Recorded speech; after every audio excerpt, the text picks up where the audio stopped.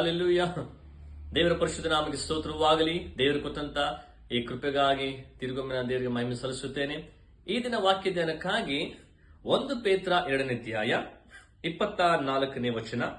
ನಾವು ಪಾಪದ ಪಾಲಿಗೆ ಸತ್ತು ನೀತಿವಂತರಾಗಿ ಜೀವಿಸುವಂತೆ ಆತನು ನಮ್ಮ ಪಾಪಗಳನ್ನು ತಾನೇ ತನ್ನ ದೇಹದಲ್ಲಿ ಹೊತ್ತುಕೊಂಡು ಮರಣದ ಕಂಬವನ್ನು ಏರಿದನು. ಆತನ ಬಾಸುಂಡೆಗಳಿಂದ ನಿಮಗೆ ಗುಣವಾಯಿತು. ದೇವರ ವಾಕ್ಯದಲ್ಲಿ ಗಮನಿಸುತ್ತೇವೆ, ಯೇಸು ಕ್ರಿಸ್ತನು ನಮ್ಮ ಪಾಪದ ಭಾರವನ್ನ ತಾನು ಹೊತ್ತುಕೊಂಡನು. ಯೇಸು ಕ್ರಿಸ್ತನು ಈ ಲೋಕಕ್ಕೆ ಬಂದಂತಹ ಮುಖ್ಯವಾದಂತಹ ಉದ್ದೇಶವೇ ನಮ್ಮ ಪಾಪಗಳನ್ನ ಕ್ಷಮಿಸುವುದಕ್ಕಾಗಿ. ದೇವರ ವಾಕ್ಯದ ಪ್ರಕಾರವಾಗಿ ಆತನ ಬಾಸುಂಡೆಗಳಿಂದ ನಮಗೆ ವಾಸಿಯಾಯಿತು. ಪ್ರಿಯರೇ, ನಾವು ಪಾಪಿಗಳಾಗಿ ಜೀವಿಸುತ್ತಾ ಇದ್ದೇವೆ. ಪಾಪ ಅಂದರೆ ಏನು? ದೇವರಿಗೆ ವಿರುದ್ಧವಾಗಿ ಮಾಡುವಂಥದ್ದು ಎಲ್ಲವೂ ಕೂಡ ಪಾಪವಾಗಿದೆ. ಅಥವಾ ದೇವರ ಆಜ್ಞೆಗಳಿಗೆ ವಿರುದ್ಧವಾಗಿ ಹೋಗುವಂಥದ್ದು, ಅವಿಧೇಯರಾಗುವಂಥದ್ದು ಪಾಪವಾಗಿದೆ.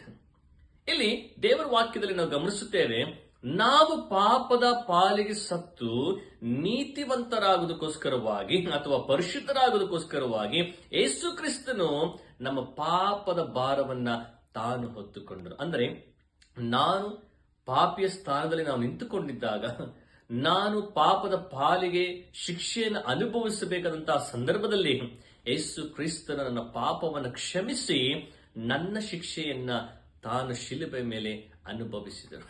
ಪ್ರಿಯರೇ, ಯೇಸು ಸ್ವಾಮಿ ನಮ್ಮ ಪಾಪಗಳನ್ನ ಕ್ಷಮಿಸಿ ನಮಗೆ ಮತ್ತೊಂದು ಅವಕಾಶವನ್ನು ಕೊಟ್ಟು ನೀತಿವಂತರಾಗುವುದಕ್ಕಾಗಿ, ಪರಿಶುದ್ಧರಾಗುವುದಕ್ಕಾಗಿ, ಯಥಾರ್ಥರಾಗಿ ದೇವರ ಮುಂದೆ ತಿರುಗಿ ದೇವರನ್ನು ಕಂಡುಕೊಂಡು ಪರಿಶುದ್ಧವಾದ ಜೀವಿತವನ್ನ ಸಾಗಿಸಬೇಕೆಂಬುದಕ್ಕೋಸ್ಕರ ಯೇಸು ನಮ್ಮ ಪಾಪಗಳನ್ನ ಕ್ಷಮಿಸಿಬಿಟ್ಟನು. ಒಂದು ದಿನ ನಾವು ದೇವರ ದೃಷ್ಟಿಯಲ್ಲಿ ನಿರ್ದೋಷಿಗಳಾಗಿ ಪರಿಶುದ್ಧರಾಗಿ ನಾವು ಜೀವಿಸಬೇಕೆಂಬುದನ್ನ ದೇವರು ಬಯಸುವನಾಗಿದ್ದಾನೆ. ಯೇಸು ಕ್ರಿಸ್ತರು ಈ ಲೋಕಕ್ಕೆ ಬಂದು ನಮ್ಮ ಎಲ್ಲ ಪಾಪವನ್ನ ತಾನು ಹೊತ್ತುಕೊಂಡನು. ಅದು ಶಿಲುಬೆ ಮೇಲೆ ಹೊತ್ತುಕೊಂಡು ಶಿಲುಬೆ ಮೇಲೆ ಪ್ರಾಣ ಕೊಡುವುದರ ಮುಖಾಂತರವಾಗಿ, ತನ್ನ ಪರಿಶುದ್ಧವಾದ ರಕ್ತವನ್ನು ಚೆಲ್ಲುವುದರ ಮುಖಾಂತರವಾಗಿ ಆತನ ನಾವೆಲ್ಲ ಪಾಪಗಳನ್ನ ಕ್ಷಮಿಸಿಬಿಟ್ಟನು. ಅಂದ್ರೆ ದೇವರು ನಮ್ಮನ್ನ ನೀತಿವಂತರನ್ನಾಗಿ ಮಾಡಿದನು. ತನ್ನ ಮಕ್ಕಳಾಗಿ ನಮ್ಮನ್ನ ಸ್ವೀಕಾರ ಮಾಡಿದನು. ನಮ್ಮನ್ನ ದೇವರು ತಿರಸ್ಕರಿಸಬಹುದಾಗಿತ್ತು, ಆದರೆ ದೇವರು ಪ್ರೀತಿಯುಳ್ಳವನು, ಕನಿಕರವುಳ್ಳವನು, ಕ್ಷಮಿಸುವವನು ಆಗಿರುವುದರಿಂದ ನಮ್ಮ ಪಾಪಗಳನ್ನ ಕ್ಷಮಿಸಿಬಿಟ್ಟನು.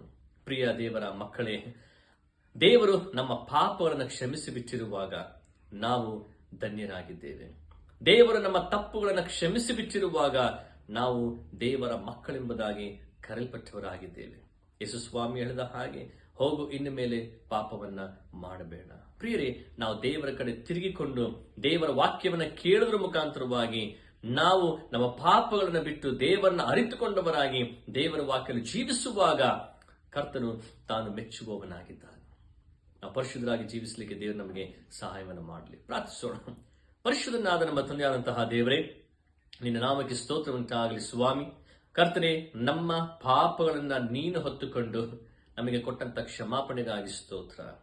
ಪಾಪದ ಪಾಲಿಗೆ ನಾವು ಸತ್ತು ನೀತಿವಂತರಾಗಿ ನಾವು ಜೀವಿಸುವುದಕ್ಕೋಸ್ಕರವಾಗಿ ನೀನು ಕೊಟ್ಟಂತ ಮತ್ತೊಂದು ಅವಕಾಶಕ್ಕಾಗಿ ನಿನಗೆ ನಾವು ಸ್ತೋತ್ರಗಳನ್ನು ಸಲ್ಲಿಸುವಂತರಾಗಿದ್ದೇವೆ. ರಾಜ, ಜೀವಿಸುವ ಕಾಲವೆಲ್ಲ ನಿನಗೆ ಪರಿಶುದ್ಧರಾಗಿ ಜೀವಿಸುತ್ತಾ ನಿನ್ನ ಬರುಣದಲ್ಲಿ ಎತ್ತಲ್ಪಡಲಿಕ್ಕೆ ನೀನು ಸಹಾಯ ಮಾಡಬೇಕಾಗಿ ಬೇಡಿಕೊಳ್ಳುತ್ತಾ ಘನವು ಮಾನ್ಯ ಪ್ರಭಾವದಿಂದ ಮನೆಗೆ ಸಲ್ಲಲಿ. ಸ್ವಾಮಿ ಯೇಸುವಿನ ನಾಮದಲ್ಲಿ ನಂಬಿಕೆಯಿಂದ ಬೇಡಿ ಹೊಂದಿದ್ದೇವೆ ನಮ್ಮ ತಂದೆಯಾದಂತಹ ದೇವರೇ, ಆಮೆನ್.